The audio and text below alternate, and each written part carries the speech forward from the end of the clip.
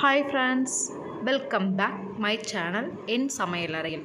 இன்றைக்கி நம்ம வீடியோவில் நம்ம என்ன பார்க்க போகிறோன்னா, நம்மளில் நிறைய பேருக்கு ஃபேவரட்டான பானிபூரியும் அதற்கான பானி தண்ணியும் மசாலும் எப்படி செய்வதுன்னு பார்க்க போகிறோம்.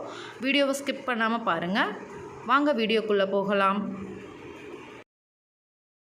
பானி செய்கிறதுக்கு தேவையான பொருட்கள்: ஒரு கைப்பிடி இந்த அளவுக்கு மல்லித்தலை தண்டோடு எடுத்துக்கங்க, அப்போ தான் டேஸ்ட்டாக இருக்கும். நம்ம மல்லித்தலை எடுத்த அளவுக்கே புதினா தலை,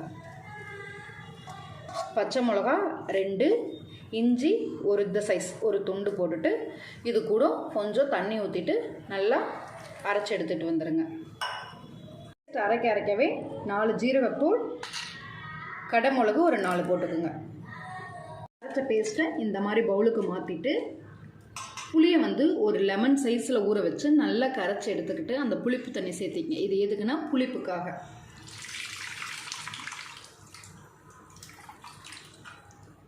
சேர்த்துட்டு இந்த சைஸ் கப்பில் 2 கப் நான் ஊற்றிக்கிறேன். உங்களுக்கு காரத்துக்கு ஏற்ற மாதிரி தண்ணி ஊற்றிக்கிங்க.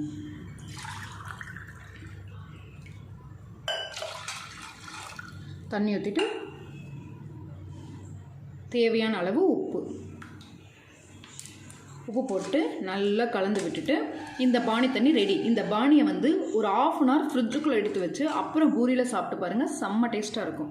இப்போ மசாலா செய்ய தேவையான பொருட்கள்: பானிபூரி மசாலுக்கு 2 வேக வச்ச உருளைக்கிழங்கு, இதை நல்லா மசிச்சுக்குங்க.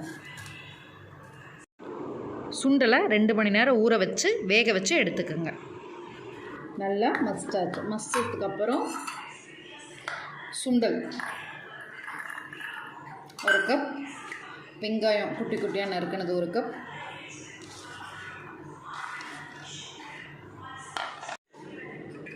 கொத்தமல்லி தழை சிறிதளவு, மிளகாய்த்தூள், சீரகத்தூள், உப்பு எல்லாம் போட்டு நல்லா கலந்து விடணும். நம்ம பானிபூரிக்கு தேவையான மசால் ரெடி. இனி வாங்க பூரி சுடலாம். இப்போ பூரி போட போகிறோம். நான் ரெடிமேட் பானிபூரி தான். இது எல்லா சூப்பர் மார்க்கெட்லேயுமே கிடைக்கும். பானிபூரி அப்படின்னு கேட்டால் கண்டிப்பாக கிடைக்கும். இதே எனக்கு கோதுமை மாவில் வேணும், கோதுமை மாவில் செஞ்சு காமிங்க அப்படின்னா கமெண்ட் பண்ணுங்கள். கண்டிப்பாக நான் கோதுமை மாவில் பானிபூரி அப்பளம் எப்படி செய்கிறதுன்னு உங்களுக்கு சொல்லித்தரேன். இப்போ இந்த ரெடிமேட் அப்பளத்தை வச்சு நம்ம பானிபூரி போட போகிறோம். அடுப்பில் வடைச்சட்டி வச்சுட்டு நல்லா எண்ணெய் இந்த அளவுக்கு ஊற்றிட்டு எண்ணெய் நல்லா காஞ்சதுக்கப்புறம் இந்த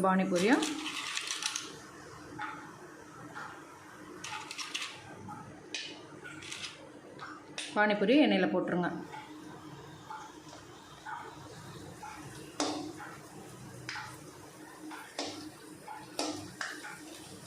ஒரு பக்கம் பொசுன்னு வந்ததையும் ஒரு பக்கத்தை திருப்பி போட்டுருங்க.